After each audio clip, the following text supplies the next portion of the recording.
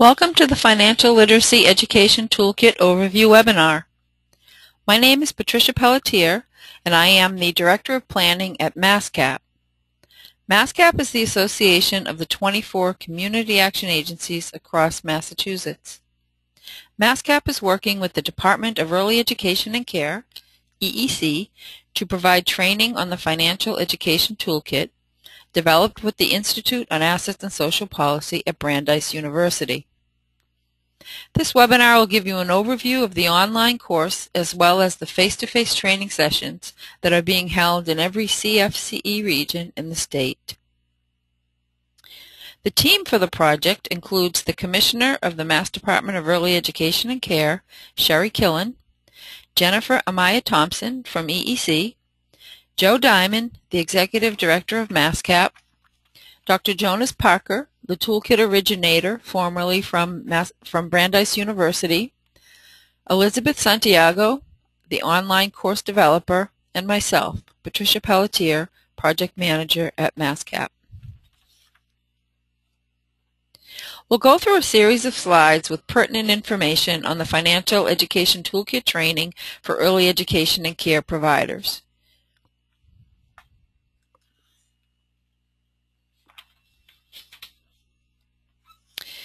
This is just a quick overview of the Financial Education Toolkit training that is being offered to CFCE grantees and their community partners.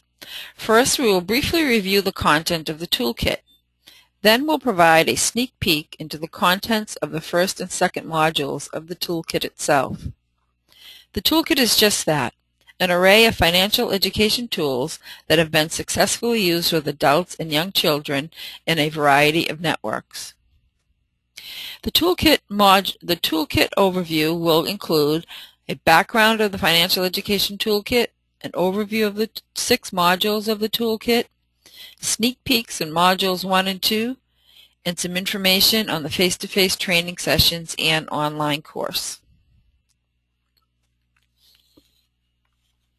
The Massachusetts Department of Early Education and Care is sponsoring a financial education course for early education and care providers in partnership with the Massachusetts Association for Community Action.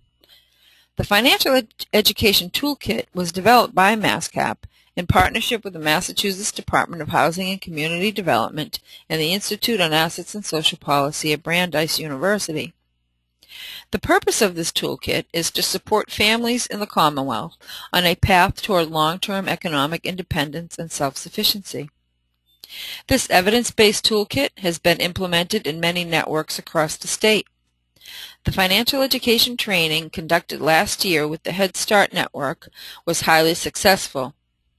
This year, the department is expanding the financial literacy education course to the entire early education and care community. The Financial Literacy Education course aligns with the Strengthening Families Protective Factors framework, which includes but is not limited to parental resilience, social connections, knowledge of parenting and child development, concrete support in times of need, and children's social and emotional development. In addition, the course supports EEC's Common Core Competencies and the Massachusetts Quality Rating and Improvement System.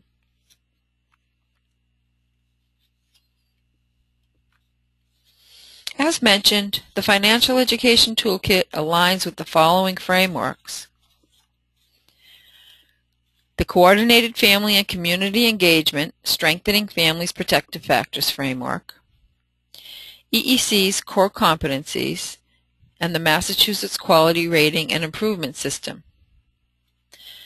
First, let's look at the Strengthening Families Protective Factors.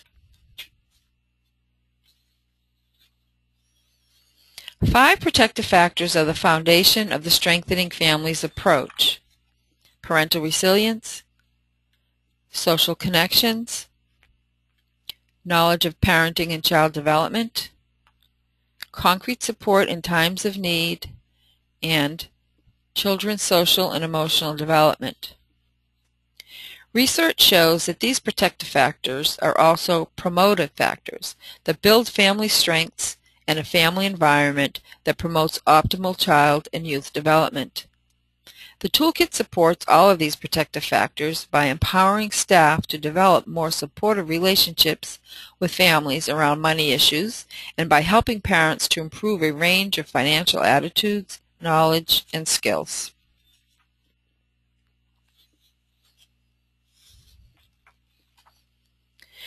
The toolkit originally came out of a partnership between the Institute on Assets and Social Policy, the Massachusetts Association for Community Action, the Massachusetts Department of Housing and Community Development, the Massachusetts Interagency Council on Housing and Homelessness, the Massachusetts Asset Development Commission, and Citizens Bank. There are 6 distinct modules in the Financial Education Toolkit. Each module contains an in-depth background and research on the topic, as well as practical exercises and activities that can be used with parents to help teach them about sound financial behaviors. The 6 toolkit modules are Talking with Families About Money Values, Attitudes, and Emotions, Budgeting and Setting Financial Goals, Improving Credit Scores and Reports, Handling Debt and Bankruptcy, Accessing and Using Financial Products and Services, Accessing and Using Public Benefits, and Teaching Children and Youth Basic Money Concepts. MassCap has provided training on the Financial Education Toolkit for many practitioners in various programs around the state. Here are a few comments from folks who have taken the face-to-face course.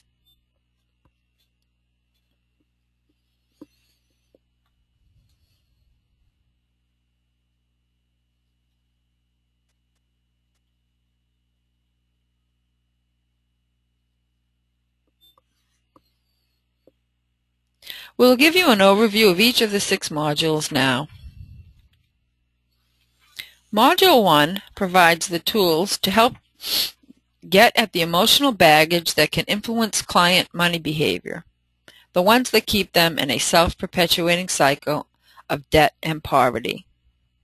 Module 1 involves defining the counselor's role, financial social work, financial counseling, psychological, social, and emotional connections to money, regaining control, and the change model.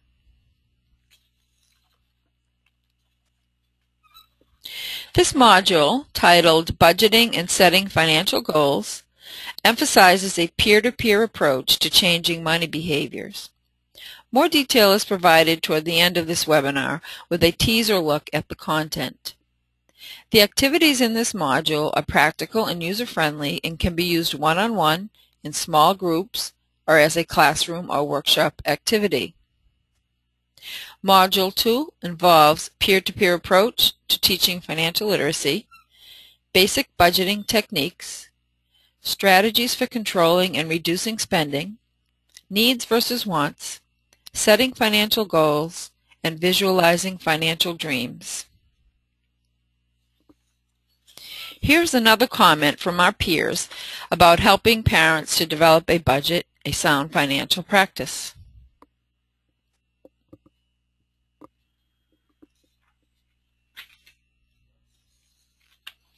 Module 3 is Debt, Bankruptcy, Credit Scores, and Reports. This is probably the area that will most impact your family's financial well-being and the one most frontline staff are least comfortable discussing. Questions that are posed in this module include, what are some of the consequences of a low credit score? The answers might be higher interest rates on credit purchases, ability to rent an apartment, possible job opportunities, etc.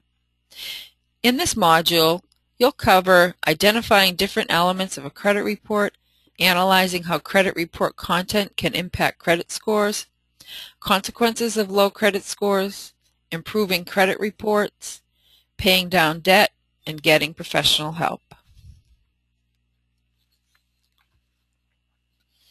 Here's what focus group participants said about Module 3.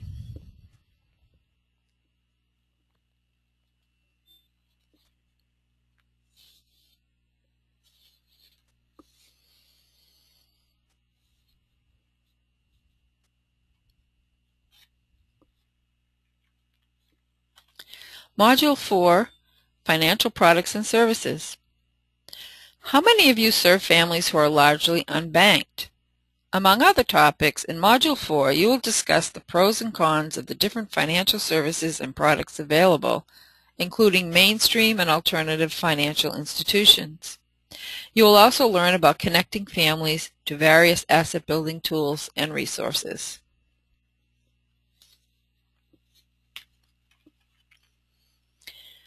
Module 5 is based on the publication Taking Control, A Guide to Massachusetts Resources for Economic Stability by Harbour Cove in Chelsea. You'll receive a wealth of information about many different resources that families can access. You will also develop your own list of local financial resources for families to access in your area.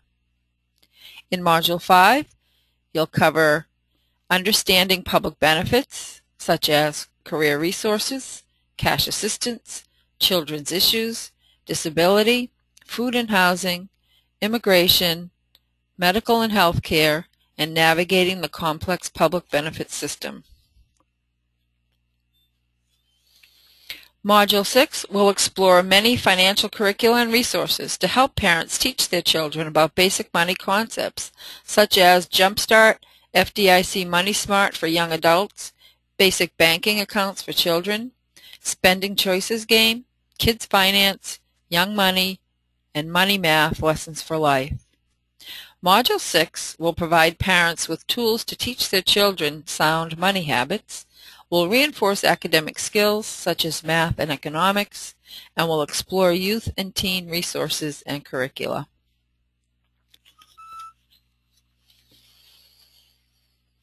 The following slides will give you a quick peek at some of the content of the modules.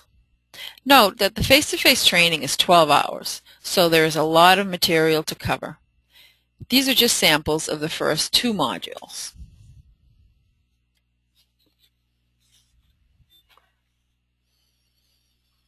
These are tools you can work with in your one-on-one interactions with families, in small groups, or in workshops. The training enables you to do some financial coaching, financial social work with your families.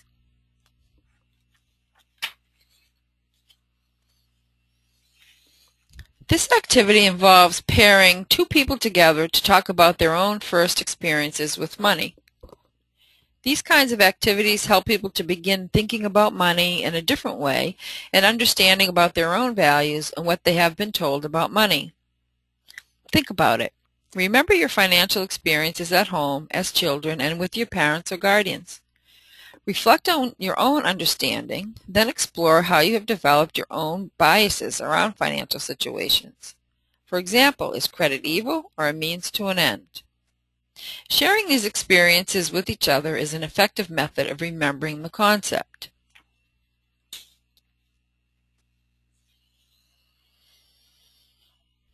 The previous exercise is the kind of exercise you can do with parents to start them on this discussion. Module 1 is all about developing your financial coaching skills. These types of exercises require that you have built up a level of trust with your families. That is the only way to affect family behavioral changes.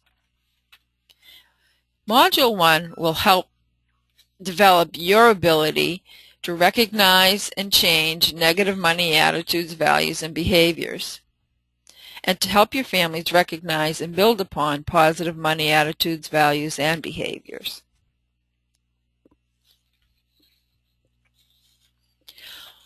One of the goals of this module is to help parents recognize and change negative and destructive financial attitudes and behaviors. Therefore, it is important to avoid being overly judgmental. For direct services staff, it is helpful to reflect on this to clarify this for yourself. Spend some time reflecting on what it means when you attach labels to attitudes and behaviors. We often judge people and classify their behaviors into categories: good, bad, positive, negative. During the training, you reflect on what this means. It is not always black and white. Something may appear purely negative or destructive, but the reality is that it's almost always more complicated. What may seem irrational or irresponsible to you may be a positive behavior for the individual. The parent may have a good reason for a behavior. Many times your families may be acting as rational actors in an irrational system.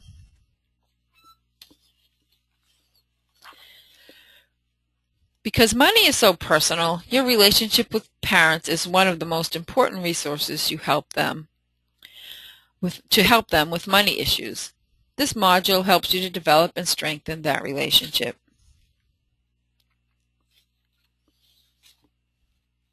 So that was a quick overview of Module 1. Let's move on to a quick peek into the training content for Module 2. One of the exercises in Module 2 asks participants to take a minute to define budget. The point is that there are two parts of a budget. It's not enough to just track what you have spent or your income. Once you have done that, you have to analyze the numbers and adjust the plan accordingly.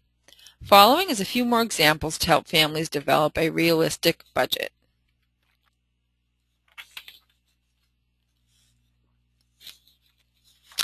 This module will help parents to answer the question, what happens if you don't have a budget? You cannot achieve these outcomes unless the budget is a living document. Tracking expenses does not create a sense of control, just awareness. Of anything, it can enhance a sense of futility and depression. But making active adjustments puts one in control. So why is budgeting important?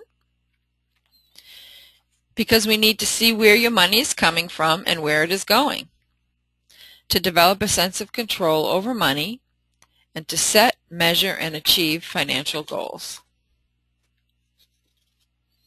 This graphic shows the budgeting process. There's a reason why budget is a verb. Budgeting really has 5 steps. Step 1, track expenses and income for 1 month. Step 2, analyze and reflect. Step 3, make a saving and spending plan for next month.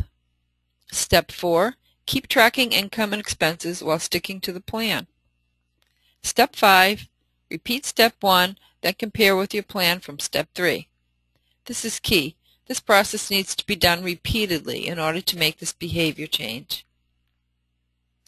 The toolkit reviews different techniques you can use with parents to help teach them basic budgeting skills. So let's say that a parent created this simple budget and then tracked her actual spending. What recommendations would you make to her when reviewing her plan and her reality? What recommendations would you make to her when what would you discuss with her? What you discuss with her depends on her savings and spending goals and personal values, not yours. The many responses you'll receive from parents will indicate that there's a million different ways to budget, different numbers that can be accounted for in different ways, but it all boils down to one simple thought. The bottom line is to spend less than you make and save the rest. An important exercise you will learn to do with families is to help them think about how to save money. A common practice is to question if a purchase is a need or a want, but there's no hard and fast rule. Once again, it depends on a person's values.